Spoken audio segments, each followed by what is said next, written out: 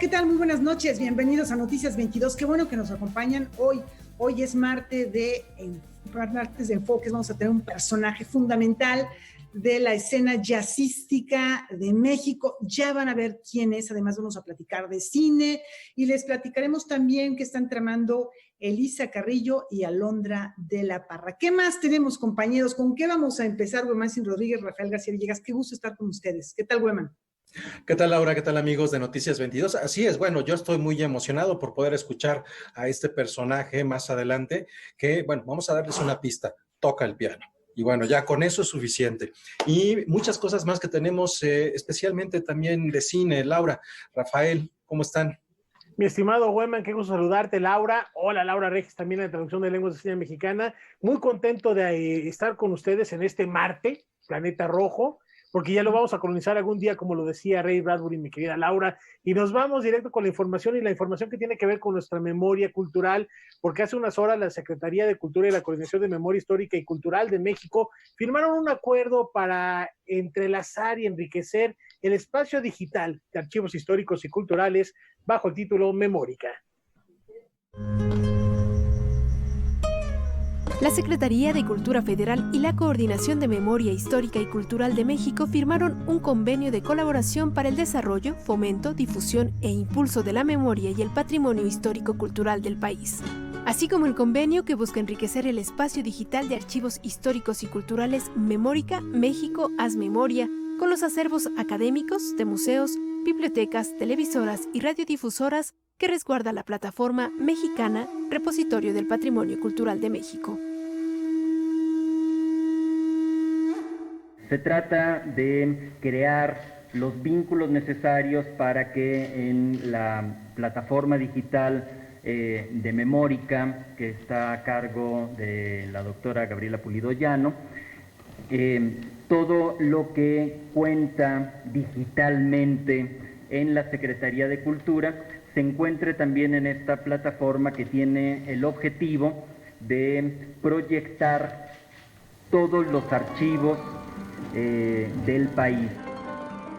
Hay mucho trabajo de archivos que solamente han tenido acceso unos cuantos, y la posibilidad de entrelazar estas herramientas a través de la tecnología para que los archivos cobren vida y para que los archivos hablen de la riqueza que ahí se encuentra, de nuestra memoria, de hechos que nos enorgullecen, de hechos que nos avergüenzan como sociedad.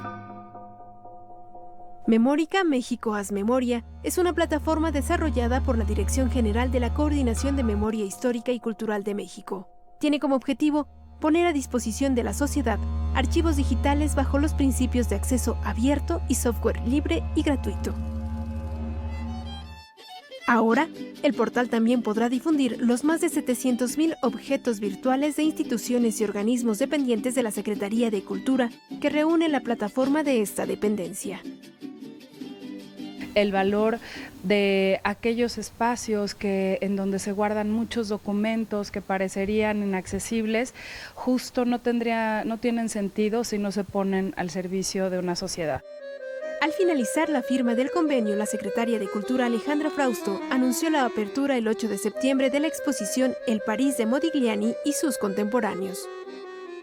Es muy importante que la gente recupere la confianza en sus espacios museísticos. Cultura te cuida, tenemos protocolos muy serios para recibirlos, para conocer una de las mayores exposiciones de este extraordinario artista que se va a presentar en el Palacio de Bellas Artes. Ahí los esperamos.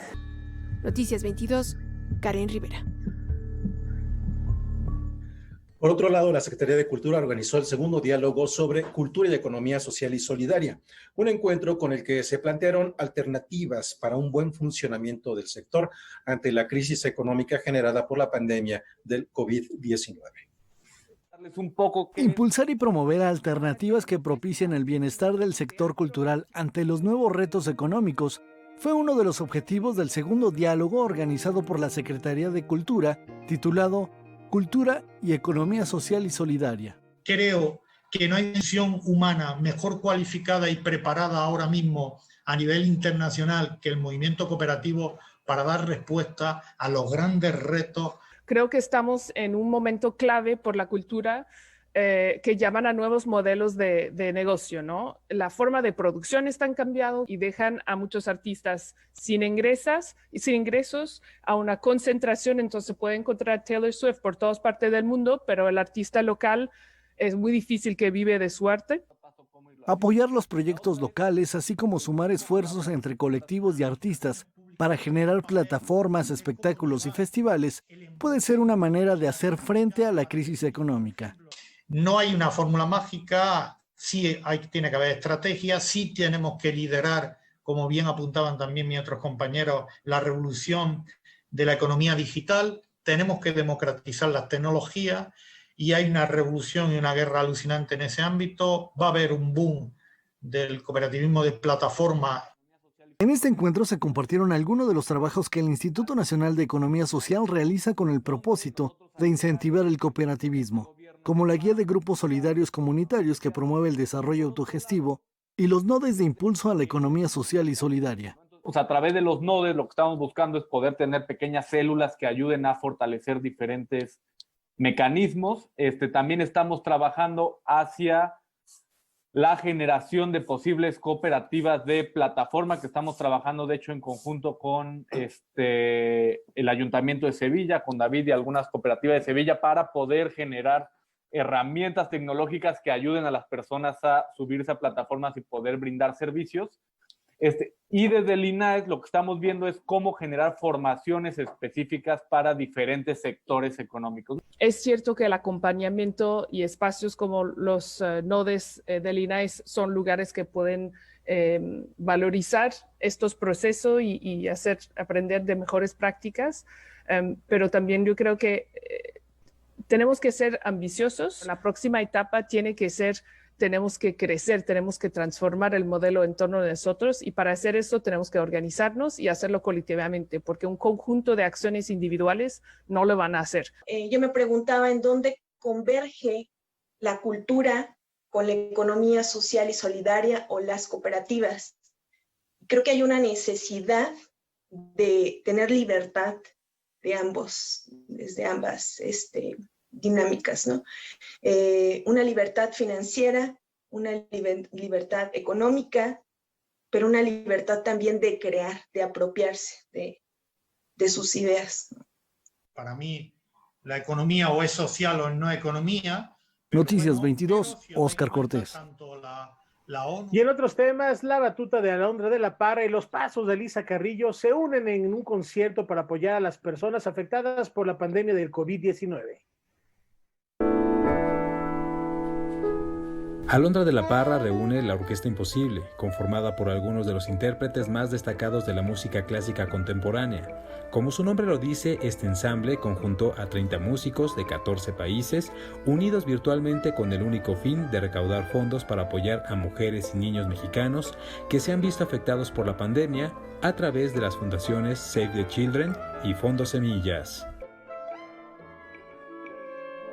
El día de hoy hacemos el donativo de 7 millones de pesos a ambas fundaciones para que empiecen con estos proyectos y cubran todo lo que les platicaron. Sin embargo, este proyecto tiene varias etapas de recaudación de fondo. Entre más personas vean el video en nuestras plataformas digitales como YouTube, Facebook, etcétera, los views se van a monetizar y se va a convertir en un ingreso directamente a las fundaciones. La Orquesta Imposible, bajo la batuta de Alondra de la Parra, interpretó el danzón número 2 del compositor mexicano Arturo Márquez. Cada músico ejecutó su segmento aislado en su casa y gracias a la magia de la edición se unieron todos los fragmentos. Este proyecto también simboliza mucho la sensación que tenemos todos de querernos abrazar, de querer estar juntos, de querer volver a nuestra orquesta, nuestros grupos, nuestro trabajo, nuestras comunidades, nuestra familia. Eso es este proyecto también. La pieza también contó con la colaboración de la bailarina mexicana Elisa Carrillo, quien interpretó una coreografía creada específicamente para el proyecto por el reconocido Christopher Wheeldon.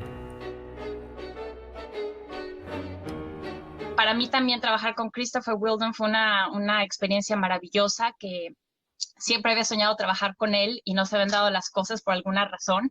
Entonces realmente estoy muy agradecida por todo esto y también muy agradecida por la maravillosa música del maestro Márquez, que siempre me inspiró y que justamente con Alondra desde hace muchos años soñábamos con hacer algo juntos. El resultado sobrepasa la expectativa y, como ya lo mencionaron, para ayudar se pueden hacer donativos o simplemente mirar y compartir el video en sus plataformas oficiales. Noticias 22, Julio López. Bien, es momento de hacer una pausa. Tenemos muchas cosas más que compartir para todos ustedes después de ella.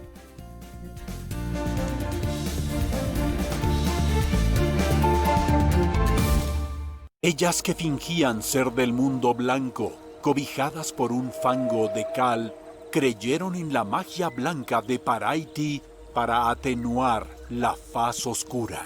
Whether your mistress survives is of no concern of mine, but whether the child comes dead or alive, either way, I keep it. Mentiras blancas. Cinema 22 Cine de Autor. Martes 22:30 horas. Las enfermeras, doctores y personal de salud se han convertido en verdaderos héroes, que ante la contingencia nos están dando todo y lo seguirán haciendo. Hoy arriesgan su vida para salvarla de otros. Luchan en primera fila contra un enemigo invisible que nos ataca día a día. Hoy, ellos son los protagonistas, a quienes les agradecemos que su prioridad sea nuestro bienestar. Reconocemos su coraje, entrega y vocación. Gracias por compartirnos su valor y esperanza ante la adversidad. A todos ustedes, nuestro respeto y admiración. Partido Verde, por un México unido. La pandemia nos trajo dolor, tristeza, pero también nos afectó en lo económico. Ya estamos levantando la economía popular porque estamos aplicando un modelo nuevo. Ya no es como antes, que se rescataba a los banqueros, a los grandes empresarios. Ahora se está rescatando al pueblo. Por el bien de todos, primero los pobres. Segundo informe, Gobierno de México. Para conmemorar el Día Internacional de las Víctimas de Desapariciones Forzadas, Canal 22, a través de la Dirección de Noticias, presenta Geografía de la Ausencia, Desaparición Forzada en México, una ruta audiovisual. Serie de cápsulas que revisa el tema a través del trabajo de cineastas y fotógrafos. Del lunes 24 al viernes 28 de agosto en Noticias 22 y Noticias 22 Digital. 20 horas por Canal 22. La cultura se ve en todas partes.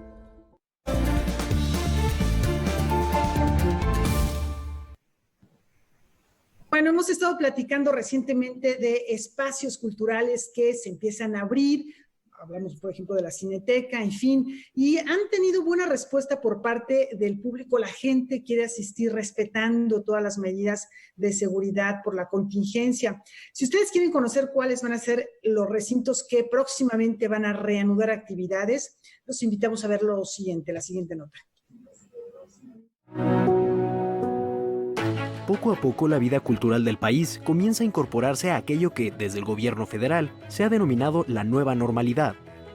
El pasado 19 de agosto, por ejemplo, dio inicio la reapertura de los museos y espacios culturales, públicos y privados que habían permanecido cerrados desde que se declaró inaugurada la Jornada Nacional de Sana Distancia, a finales del mes de marzo, y que ahora han cumplido con todas las medidas sanitarias para retomar su diálogo presencial con el público. Hasta ahora, los números son alentadores.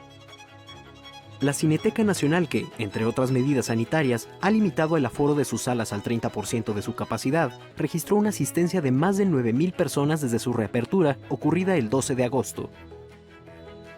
Por su parte, los recintos museísticos dependientes del Instituto Nacional de Bellas Artes y Literatura, como el Museo de Arte Moderno, el Museo de Arte Contemporáneo Rufino Tamayo y la Sala de Arte Público Siqueiros, sumaron un total de 1,106 asistentes en un periodo de 6 días, comprendido del 19 al 23 de agosto.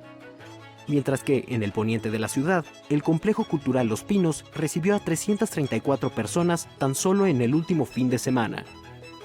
En el calendario de reapertura escalonada y responsable que ha dado a conocer la Secretaría de Cultura Federal, se señala que el 2 de septiembre será el día en que reabrirán las puertas del Museo Nacional de Arquitectura, el área de murales del Palacio de Bellas Artes, el Museo Mural Diego Rivera, el Museo Nacional de San Carlos, el Museo Nacional de Arte y el Instituto de Artes Gráficas de Oaxaca. De la misma forma, el 7 de septiembre es la fecha en la que iniciará la reapertura escalonada de los recintos del INAH, hablamos de museos y zonas arqueológicas. Con la muestra El París de Modigliani, constituida por más de 160 obras, el Museo del Palacio de Bellas Artes celebrará su reapertura el 8 de septiembre. La Fonoteca Nacional reanudará actividades presenciales el 12 de septiembre y 5 días después harán lo propio el Laboratorio Arte Alameda, el Exteresa Arte Actual, La Tallera, el Museo de Arte de Ciudad Juárez y el Museo de Arte Carrillo Gil. El 18 de septiembre reabrirá el Centro Cultural Helénico y el 23 el Centro de la Imagen. El Museo Casa Estudio Diego Rivera y Frida Kahlo, el Museo Nacional de la Estampa, el Salón de la Plástica Mexicana y el Museo Nacional de Culturas Populares se reincorporarán a la vida cultural el 24 de septiembre. Un día después se abrirá al público la Plaza Ángel Salas del Centro Cultural del Bosque. Sin embargo, será hasta el 1 de octubre cuando se reincorporen todos los teatros que conforman el complejo escénico de Chapultepec. Cabe señalar que hoy se cumplen 5 meses desde el lanzamiento de la plataforma Contigo en la Distancia, la respuesta inmediata de la Secretaría de Cultura para hacer frente a las restricciones de movilidad que trajo consigo la pandemia. Desde su puesta en marcha, el sitio ha recibido 3.5 millones de visitas y ha albergado 3 festivales virtuales, con una audiencia en directo de 700,000 personas. A día de hoy, la plataforma cuenta con más de 7,300 contenidos digitales, entre videos, libros, audios, recorridos virtuales, entre otros. Además, cerca de 90 instituciones de cultura, públicas y privadas del país, se han sumado a esta iniciativa. Con información y texto de César H. Meléndez, Rodrigo Peredo, Noticias 22. Y continúan las actividades de la Feria de las Lenguas Indígenas Nacionales y en esta ocasión les presentamos un reportaje, una nota sobre la mesa de diálogo para tratar el tema de la violencia de género en las comunidades originarias. Los usos y costumbres han ayudado a perpetuar la violencia hacia las mujeres y favorecer la inequidad. Así lo reconocieron algunos de los participantes de la mesa La realidad de la violencia de género en las comunidades indígenas, la cual se realizó como parte de las actividades de la Feria de las Lenguas Indígenas Nacionales. Se da la violencia sexual, se da la violencia patrimonial, se da la violencia física. Con las mujeres indígenas se da la violencia, como le comentaba, la violencia sexual. Un ejemplo de ello sería en algunas comunidades, porque tampoco podemos generalizar, ¿sí? O igual en un paraje, ¿sí? Porque tampoco es en todas las comunidades indígenas. El ejemplo que yo pondría, hay una comunidad en donde la mujer, o le cuestionan la virginidad de la mujer. Es decir, el despechado rompe cazuelas y con eso da a entender de que la mujer no llegó virgen a la boda. Los usos y costumbres mandan en toda la vida política, social, económica y en lo sexual de la mujer. Esto se ve en prácticas como la venta de niñas en las comunidades, llegando a pagar un cartón de cerveza, o el encarcelamiento de mujeres solo por no obedecer al marido. Una señora, te lo pongo como ejemplo, que fue a denunciar de un secuestro. Y como es ahorita que estamos con la pandemia, ¿sabe qué? No te puedo atender. Véngase mañana. Entonces, imagínate, o sea, se está hablando de un secuestro.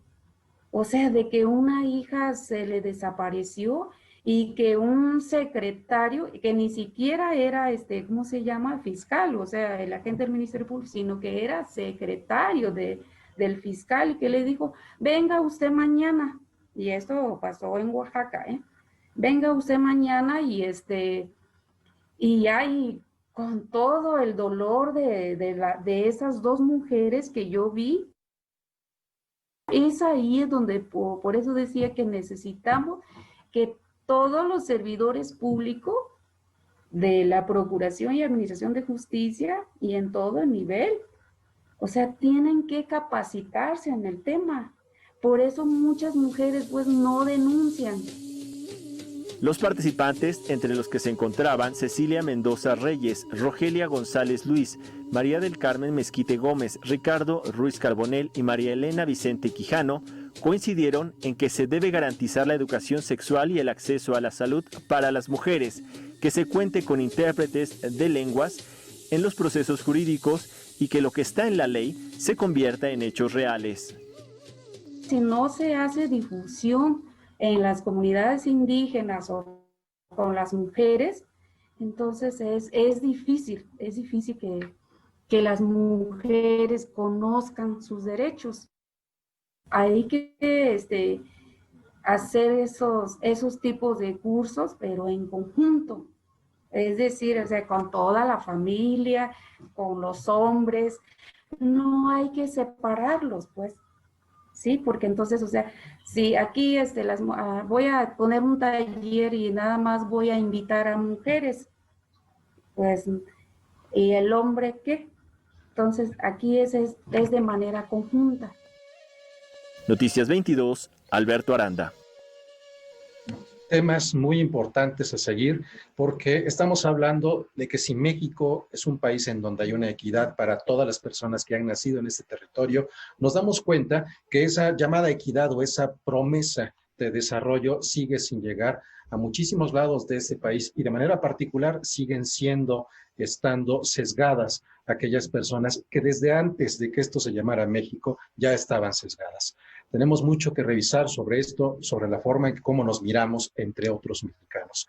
Vamos a continuar con otros temas. El día de ayer anunciamos que a lo largo de esta semana les presentaríamos todos los días una serie llamada Geografía de la Ausencia, Desaparición Forzada en México, Ruta Audiovisual, que poco a poco los contenidos se están sumando y los puede consultar en nuestro portal Noticias 22 Digital. En esta sección, el día de hoy, conoceremos Guerrero, un trabajo de Ludovic Bonlieu que queda al descubierto. En ese trabajo quedan al descubierto temas como violencia, corrupción e impunidad.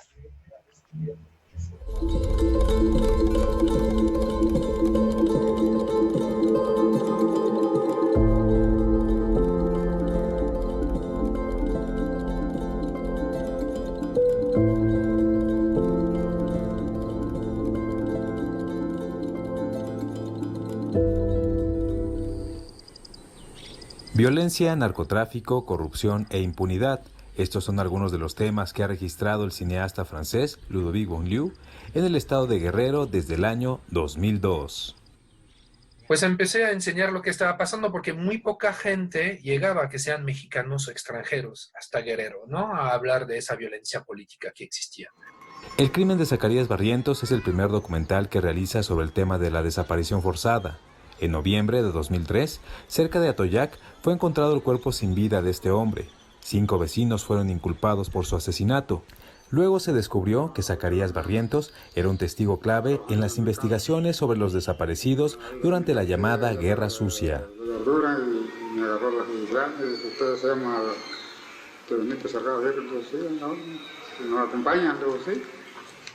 En 2013 estrena Acuérdate de Acapulco, un breve recuento de cómo poco a poco el puerto comenzó a ser dominado por el crimen organizado.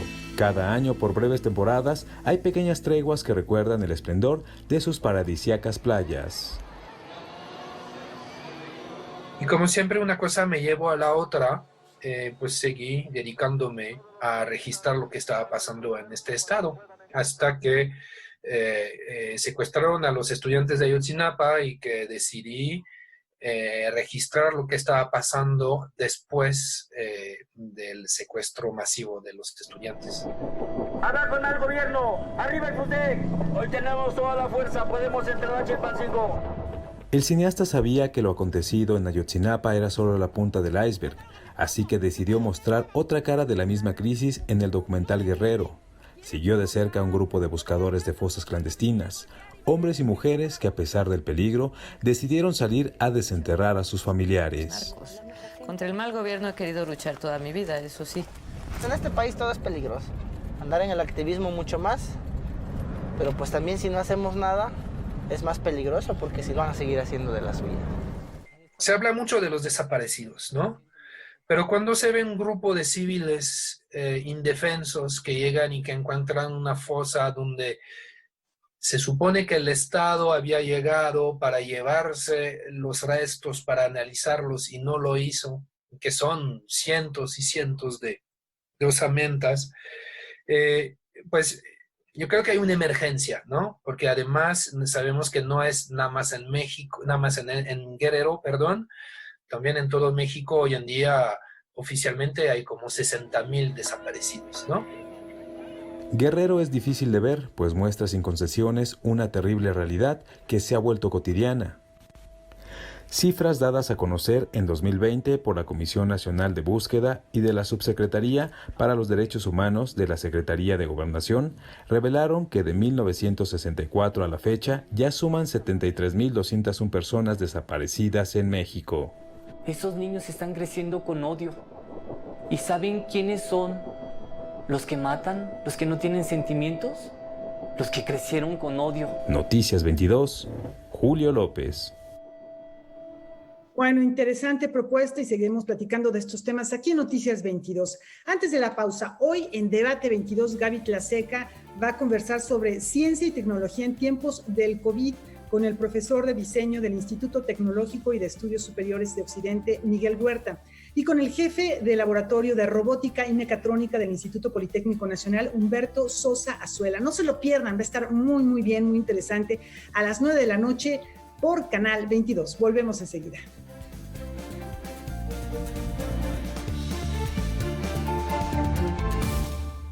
En esta emisión gancística, Fernando Rivera Calderón conversa con la escritora Elena Poniatowska, donde ambos rinden homenaje a Carlos Monsiváis. Un escritor, un pensador complejo. Además, nos acompañan los actores Tenoch Huerta y Juan Daniel García Treviño. ¿Cómo te sientes después de todo este vértigo? Así como los Tepetatles, grupo musical en el que colaboró Carlos Monsiváis. Me Canso Ganso, la única revista cultural catódica, apoteósica y romántica de la televisión. Jueves 21:30 horas. Para conmemorar el Día Internacional de las Víctimas de Desapariciones Forzadas, Canal 22, a través de la Dirección de Noticias, presenta Geografía de la Ausencia, Desaparición Forzada en México. Una ruta audiovisual, serie de cápsulas que revisa el tema a través del trabajo de cineastas y fotógrafos. Del lunes 24 al viernes 28 de agosto en Noticias 22 y Noticias 22 Digital. 20 horas por Canal 22. La cultura se ve en todas partes. Yo me veo pequeño, pero no estoy acomplejado. Soy republicano. El poder es humildad. Estos parecían reyes. Miren los lujos que se daban. Habiendo tanta pobreza, esto es un insulto. Este avión lo vamos a rifar el 15 de septiembre. Y lo que obtengamos se va a utilizar para comprar equipo médico y atender al pueblo. Compra tu cachito. Hagamos historia. Segundo informe.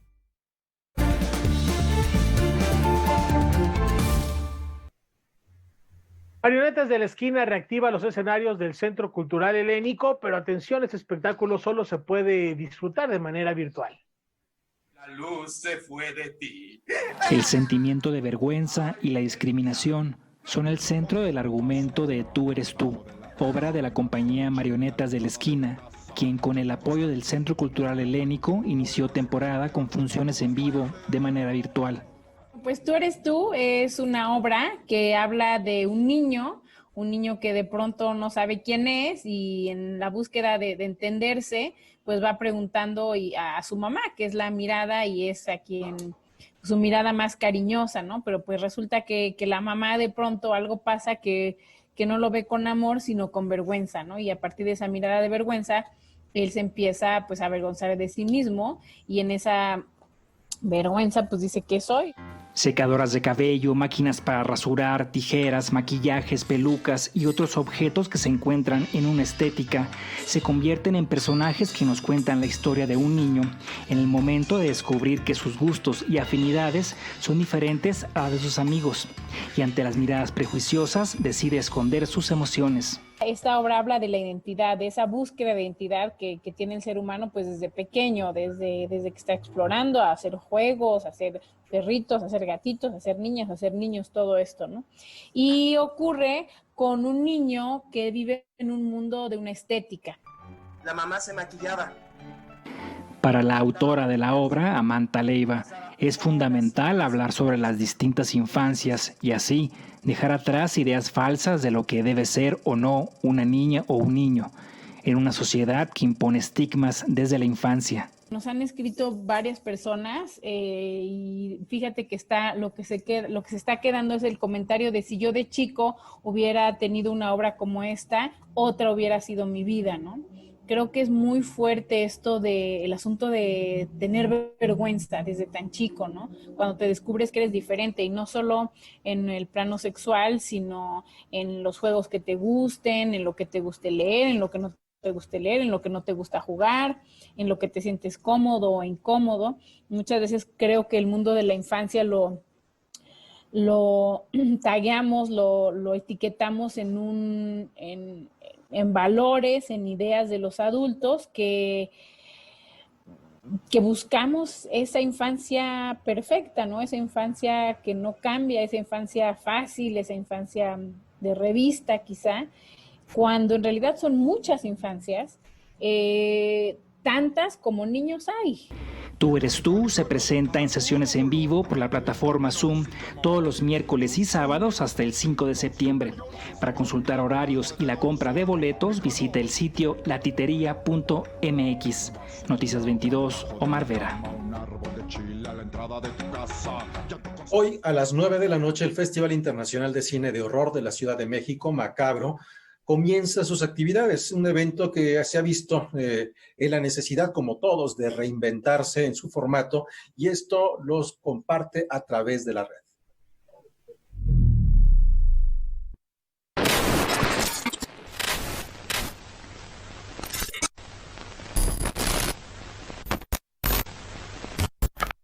Hoy arranca la 19ª edición del Festival Macabro, uno de los festivales de cine de género más importantes del planeta. De acuerdo a algunas listas que pues salen en algunas publicaciones extranjeras, como por ejemplo la Movie Maker Magazine, lo ubican dentro de los 50 más importantes del mundo. Estamos hablando que festivales de cine de género, por ejemplo en Estados Unidos hay uno en cada ciudad. La pandemia por COVID-19 los ha obligado a reinventarse. A través de Radio UNAM, rinden homenaje a la escritora Amparo Dávila. Se adaptaron 4 de sus textos: El huésped, Alta cocina, El espejo y La casa nueva, que ahora pueden escucharse en su página oficial de YouTube. La selección oficial, compuesta por 70 títulos de reciente manufactura, estará disponible desde hoy y hasta el 30 de octubre en Filmin Latino. Macabro también llega a Canal 22. El miércoles 26 presentará una selección con lo mejor del Festival Caóstica y el jueves 27 exhibe la versión restaurada de El esqueleto de la señora Morales. Si bien la oferta es amplia y variada, la transición no ha sido fácil. Siempre hay un momento cada año en que dices, creo que ya es suficiente de esto, ¿no? Cuando se logran los apoyos hay mucha alegría, pero también cuando te los niegan o cuando no es suficiente, pues es muy estresante, ¿no? El festival clausura su versión digital el domingo 30 de agosto con la versión restaurada del Gabinete del Dr. Caligari, musicalizada en vivo por la banda de rock gótico El Clan. Noticias 22, Julio López. Bueno, ya lo escucharon, a partir de mañana Canal 22 se suma a la exhibición, a la programación de Macabro. Pero ¿qué películas, qué vamos a poder ver? Nos lo detalla Julio López a continuación. Nivada presenta.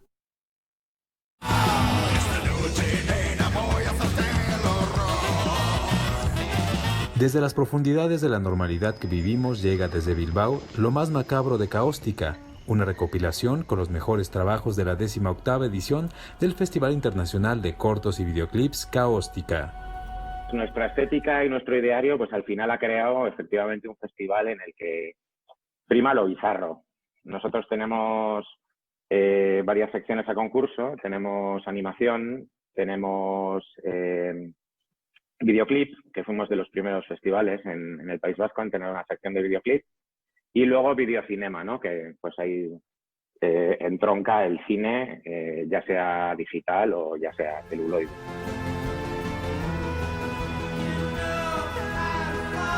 Esta es la quinta colaboración entre Macabro y Caóstica, que este año tendrá como sede a Canal 22. El ciclo está compuesto por 8 propuestas audiovisuales, cada una cargada con una fuerte dosis de anarquía visual e irreverencia narrativa. Vamos a empezar con el videoclip Iréis, del grupo Archive. Este es el videoclip que ha ganado este año la edición Caóstica 18. Es de Jesús Hernández y su colectivo artístico, que es Misu.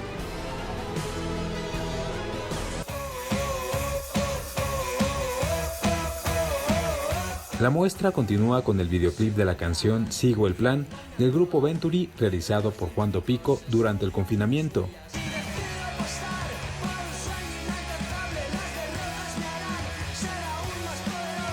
También se presentará Amor Nazareno, videoclip ganador del Premio Bizarro, un reconocimiento otorgado por los realizadores del festival a aquella obra que mejor represente el espíritu de Caóstica. Y es una suerte de joya bizarra con drag queens vírgenes, nazarenos. Los nazarenos aquí en España, no sé si sabéis, son los que llevan el capirote y desfilan en Semana Santa. Y todo esto mezclado con amantes de la Virgen negros y militantes del Ku Klux Klan. La selección completa la podrán ver en Canal 22 el miércoles 26 de agosto a las 10:30 de la noche.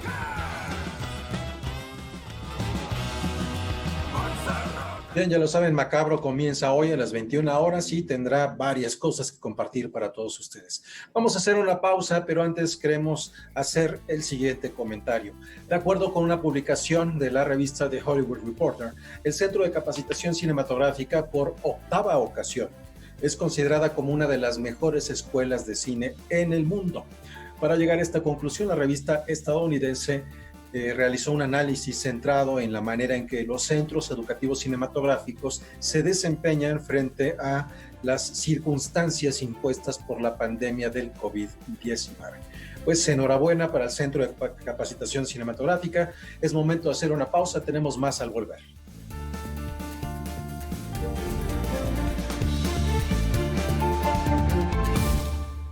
Brenda Lozano nos habla de su reciente novela, Brujas. Me interesan mucho estas otras narrativas también, ¿no? De las mujeres, cómo es la figura trans, qué dice la música, ¿no? En muchos de estos momentos. Eso para mí fue lo mejor de todo, o sea, como estar... Brenda Lozano, segunda parte, Tratos y Retratos con Silvia Lemus. Nuevo capítulo, miércoles 22 horas. Yo soy Gaby Tlaseca y los invito a la mesa de debate 22 hoy en punto de las 9 de la noche. Hablaremos de desarrollos de ciencia y tecnología en tiempos de COVID. Hablaremos justamente de 2 inventos que se están desarrollando. Por un lado, uno del Instituto Politécnico Nacional, que es una careta inteligente y un guante que permiten monitorear pacientes en tiempo real y conectarlos con sus médicos de forma instantánea. Y también de un desarrollo del ITESO, que es una mascarilla transparente que pretende suplir al cubrebocas para poder ver las sonrisas de la persona que lo trae puesto, o bien que permite leer los labios a las personas que tienen algún tipo de discapacidad. Esto y más en punto de las 9 de la noche, por supuesto, aquí en Debate 22.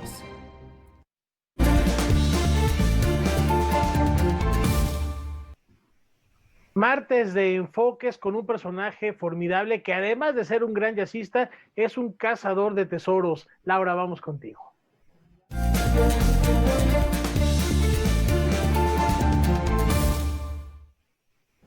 Parece una escena improbable. Un niño de 12 años de edad y escasa formación musical se encuentra frente a un piano, herencia inesperada de un tío.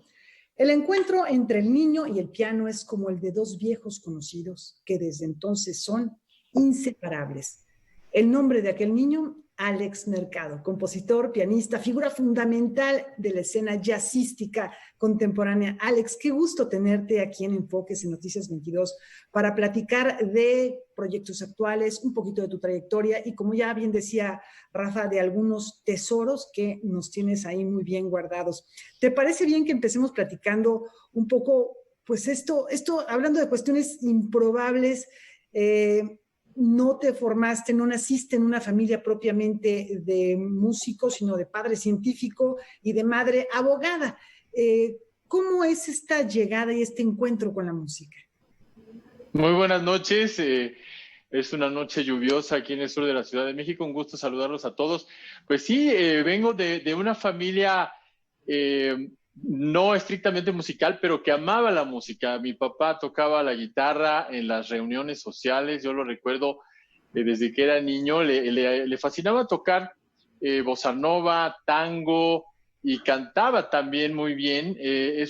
Fue un hogar en donde había música en todas las ocasiones posibles, independientemente de la influencia de mi tío, que se gana este piano en un concurso, mi tío siendo un niño prodigio, alumno de Alejandro Corona, de quien yo grabaría una composición ahora en este nuevo disco, Tesoros Escondidos. Hay mucha relación con el pasado. También el padre de Alejandro Corona tocó en la boda de mis padres. En fin, lo curioso es que mi tío deja el piano para irse a estudiar ingeniería a los Estados Unidos y ahora trabaja en la NASA. La vida dio un giro muy radical y me transfirió esa misión de ser músico, de ser pianista, y no solamente la misión, sino el piano, en el cual yo aprendería mis primeras notas, en el cual yo descubriría mis primeros sonidos, la capacidad de generar belleza a través principalmente de las obras de música clásica, que profundicé con el maestro José Luis Arcaraz, que tenía su estudio junto al Estadio Azteca. Yo siempre he sido del sur y pues al ver mi pasión por el piano, al ver, como tú bien dices, que éramos inseparables, mis padres deciden meterme a clases particulares con el maestro José Luis Arcaraz, de quien yo aprendería lo básico, las texturas, las posibilidades sonoras del instrumento, la postura, la técnica, y todas esas bases que yo creo que fueron fundamentales para mi desarrollo como pianista. Ya después descubriría el jazz. Precisamente me gustaría que nos platicaras cómo llegas a ese encuentro con el jazz. Tú has dicho que fuiste un músico un tanto incógnito durante un tiempo, hubo por ahí trabajos como pianista muy diversos. Sin embargo, tu irrupción al jazz es algo que transforma también otra vez un golpe de timón. ¿Cómo ocurre esto, Alex? Bueno, después de haber descubierto el jazz en un concierto de Keith Jarrett en el año 92, decido dedicarme exclusivamente a este género. Profundizo mis conocimientos en el jazz en Berklee College of Music. Y después de haberme graduado de esa escuela, me voy a recorrer el mundo en un crucero tocando jazz, descubriendo esa otra fuente de inspiración que todo artista debe de tener, que es la vida misma, las experiencias, el conocer gente, el conocer otras culturas. Creo que me enriqueció muchísimo para determinar mi estilo composicional o mi manera de ver el mundo, mi manera de ver la música. Me volví un poco más universal. Y bueno, regreso a México y poco a poco comienzo a sentir, a palpar la escena del jazz en México. No me incorporo de inmediato, establezco un estudio de clases particulares, me aboco a la docencia durante muchos años y poco a poco fui resurgiendo hasta que, bueno, fallece mi padre, quien infundió ese amor por la música en mí en el 2010, y es cuando digo, bueno, ya es hora de sacar todo lo que tengo dentro, ya es hora de componer mi propia música, ya es hora de establecer un proyecto serio, un proyecto definitivo que contribuya a la escena del jazz mexicano, en lugar de estar salpicando mis posibilidades o lo que yo podía hacer con la música en diferentes proyectos. Yo quería ya redefinir mi trayectoria y lo hice con el disco de Watcher en 2012. Entró produciendo un disco por propia cuenta, con 10 composiciones originales. Muy contento de la recepción que este disco tuvo y creo que fue un buen ingreso a la escena del jazz mexicano como un proyecto y que se distingue por mostrar música original. De ese disco a la fecha, pues ya son 5 discos con música original. The Watcher, Simbiosis. Simbiosis fue un disco muy importante porque cuenta con la participación de Antonio Sánchez en la batería, el gran baterista mexicano, reconocido mundialmente, y Scott Colley en el contrabajo. Este disco me abre las puertas en los circuitos internacionales. Gracias a este disco puedo pisar escenarios como el del North Sea Jazz Festival, o clubes de jazz en Francia, en Polonia, en Rumania, en fin, y el año pasado también en Asia. Después me volco a un mundo más íntimo en Refraction, a piano solo. En el cuarto disco salgo a representar los paisajes mexicanos y su riqueza cultural, social, natural. Y en el quinto disco experimento con un nuevo formato de composición, el dueto, con 12 figuras del jazz mexicano, del jazz internacional, en Convergencias, un disco en el que participan Horacio Franco, Iraida Noriega, Aarón Cruz, Alyosha Barreiro, entre otros. Y pues llegamos a Tesoros Escondidos.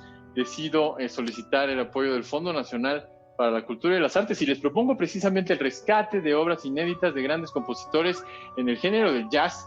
Creo que es muy importante que las nuevas generaciones conozcan esas obras que fueron originales, que son originales y que seguirán siendo por siempre un baluarte en la composición, en el acervo composicional de jazz en México. Y creo que es importante para las nuevas generaciones conocer estas obras y que puedan sentirse relacionados con ellas, que puedan sentirse herederos de ese legado que nos dejan el maestro Enrique Neri, Eugenio Toussaint, Héctor Infanzón, Mario Patrón, muchos que quizás no sean tan conocidos porque nos dejaron pues desde hace mucho tiempo, otros recientemente, lamentablemente, y otros que están activos en la escena del jazz y en la escena de la composición, como el maestro Abraham Barrera, Pepe Morán, Francisco Telles, Olivia Revueltas, tantos, no pude incluir a todos porque son demasiados. Espero poder hacer un volumen 2 de estos tesoros escondidos. Estos discos pues ya están en las plataformas digitales para que los conozcan, para que nos ayuden a desenterrar estos tesoros, a darlos a conocer y a que nos cuenten qué es lo que sienten al escuchar esta música. Alex, pues acabas de hacer un recorrido, la verdad es que muy rico, muy diverso y velocísimo de algo que ha ocurrido en los últimos años en tu trayectoria, que además de músico, eres un artista muy completo, con una cultura general amplísima, y yo creo que esto te permite poder generar proyectos muy diversos en este formato de trío, de dúo o en tus discos como solista, en los cuales hay algunos que pues todas las composiciones son tuyas. En el caso de Tesoros Escondidos hay una composición tuya y los demás, bueno, ya nos mencionaste algunos de los compositores como Enrique Neri, como Miguel Villicaña, que no sé si lo mencionaste, o no sé, Mario Alejandro Corona. Efectivamente, Eduardo Gamboa, en fin, artistas que yo creo que también permite un disco como este dar un panorama de lo que se está haciendo en el jazz en México. Ahora, tú estabas justamente en la promoción de Tesoros Escondidos, que presentaste hace pocos meses, cuando de pronto viene la contingencia. Me imagino que hubo cancelaciones de presentaciones, de conciertos. ¿Cómo has ido transformando tu actividad musical? Ya decía Rafa hace unos minutos, tu canal de YouTube tiene una producción de muy, muy buena calidad. Hay materiales espléndidos, tienes una actividad de difusión importante y has estado en festivales, en encuentros desde el punto de vista virtual. Platícanos de esto que estás haciendo y después pasamos a un par de proyectos fabulosos que tienes entre manos.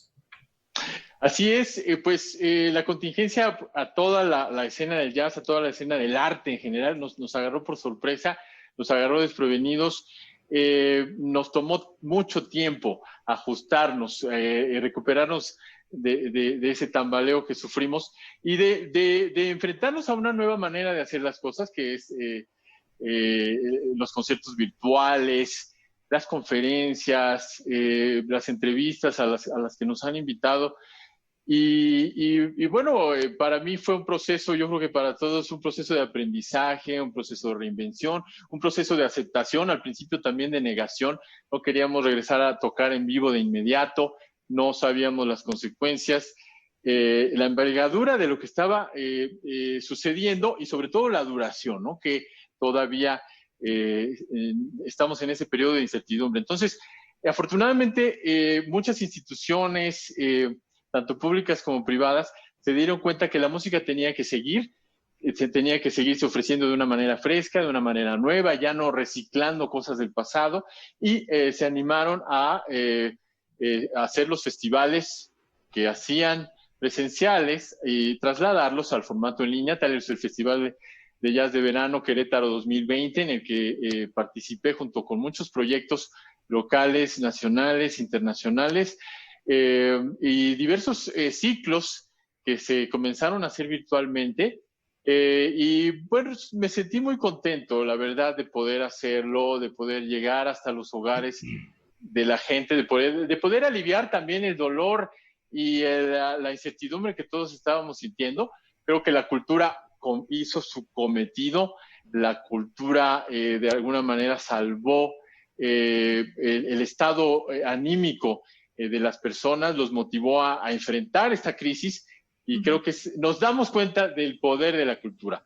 Yo creo que más que nunca, y creo que tenemos que aprovechar esta inercia para seguir produciendo, y es precisamente lo que estoy haciendo ahora. Te platico que esta pandemia, este periodo de cuarentena, el confinamiento, el que se hayan cancelado todos los conciertos, me permitieron concentrarme en 2 proyectos apoyados por el Fondo Nacional para la Cultura y las Artes, que son proyectos muy importantes para dar seguimiento a lo que he estado construyendo. Esta historia discográfica que comenzó con The Watcher va a tener su continuación con un 7º disco ahora, en formato de trío, con composiciones originales, y voy a volcar pues todos estos nuevos sentimientos, estas nuevas sensaciones y emociones. Creo que esta crisis nos ha forzado a evolucionar, a ver el arte de otra manera, y yo creo que esto va a quedar plasmado en el disco. También un libro, mi segundo libro. ¿Te acuerdas que hace 2 años platicamos sobre el primer libro de aforismos, Arte, Conciencia y Vida? Ahora voy a hacer un ensayo en el cual voy a mostrar mi metodología, mi filosofía sobre cómo se debe de enseñar y de aprender no solamente el jazz, sino el lenguaje de la música. Va a ser también una crítica a la metodología tradicional, una crítica a la academia, y creo que este libro va a dar herramientas para que la gente pueda aproximarse al lenguaje de la música de otra manera, de una manera autodidacta. Y espero que este libro contribuya a la pedagogía no solo del jazz, sino de la música en general. Alex, de este libro hemos platicado también desde hace tiempo. Es un libro que ya has podido concretar y has tenido la posibilidad de hacerlo recientemente, pero es un tema que vienes trabajando desde hace mucho, mucho tiempo. Tienes muchos conocimientos, obviamente de práctica de la música, pero también de la teoría, y eso será fundamental. Te comprometemos en este espacio a que en cuanto esté el nuevo disco y en cuanto esté el libro, esta nueva publicación, por favor, nos la vengas a presentar aquí a Noticias 22. Y vamos a cerrar esta entrevista. Tenemos 10 segundos para irnos, y siempre lo hacemos con 3 preguntas del cuestionario Proust de respuesta inmediata. Así que bueno, te las voy a lanzar a ver qué te parece. Alex, si pudieras tener una conversación con algún personaje de nuestra historia, ¿con qué personaje te gustaría platicar? Con Federico Chopin. De nuestra historia... Historia universal, claro. Okay. Federico Chopin, excelente lección. Qué envidia sería poder estar en una conversación así. Algo a lo que le temas. Al ruido excesivamente fuerte, también a la oscuridad. Y finalmente, ¿cuál es tu posesión más preciada? Mis ideas. Pues gracias por compartir tus ideas con nosotros, tu música y todos tus proyectos. ¿Cómo ven, chicos? Fascinante. Bienvenido, Alex. Ya estamos escuchando paisajes. Con esto nos despedimos. Un placer haber estado con ustedes. Pronto. Gracias, Alex Mercado. Muchas nos vemos gracias. mañana. Buenas noches. Abrazo, Alex. Buenas noches. A todos. Abrazo.